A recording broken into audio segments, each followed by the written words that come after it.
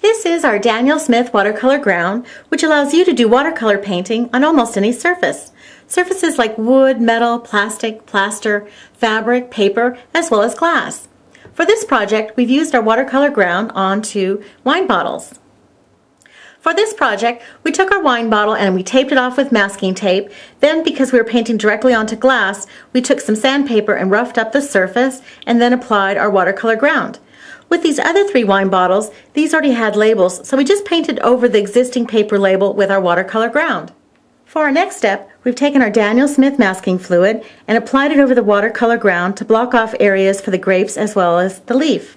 We then applied a wash of our extra fine watercolor, quinacridone gold. This is the label that we did using some masking fluid, and this is a label that we did without masking fluid. Either way, this is a fun project to make a beautiful watercolor painting on a wine bottle to give for any special occasion. This is just one way that you can use our Daniel Smith watercolor ground to make these beautiful customized wine labels with your watercolors.